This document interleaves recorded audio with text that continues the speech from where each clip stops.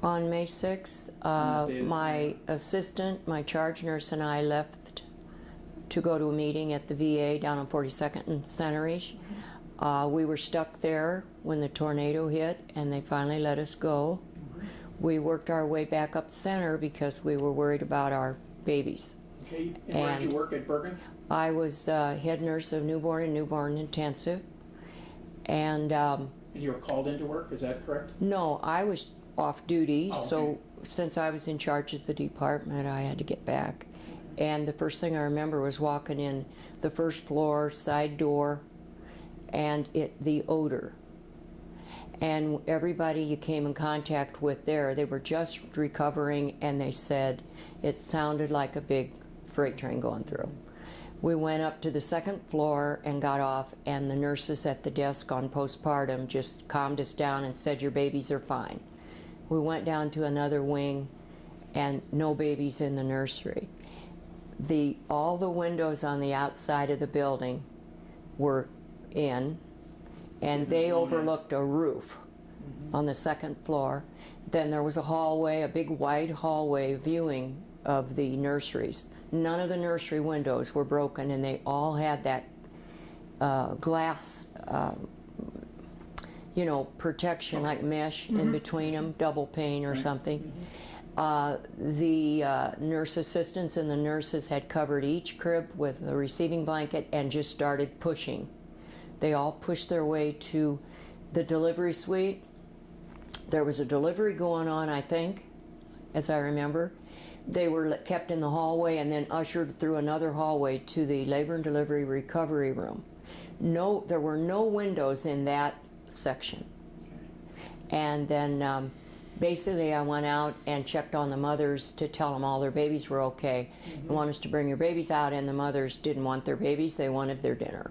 And they didn't want their babies, they wanted their dinner? They were pretty shook up. The moms in general were really shook up because they had all been ushered to the classroom, which was in the middle of the building. Okay. And the very end, which would have been the south end of 2 South, got hit.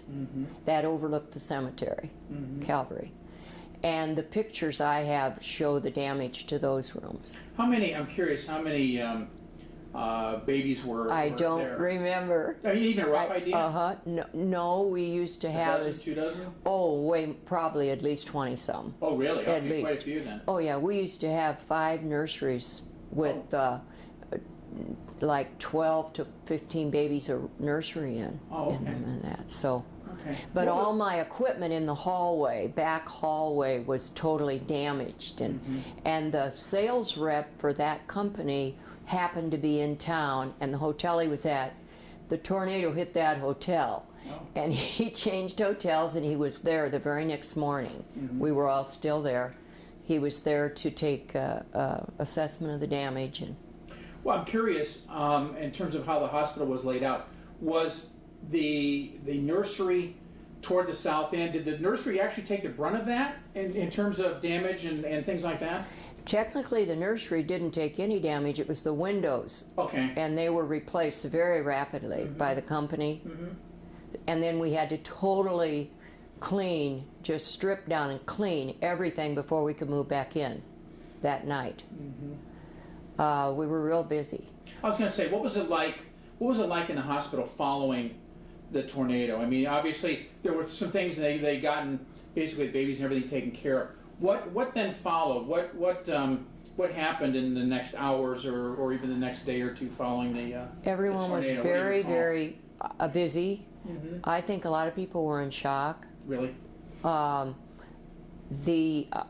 assuming when they moved the mothers to the classroom, they probably realized they couldn't move them from the pictures. They couldn't have moved them into those ones at the south end.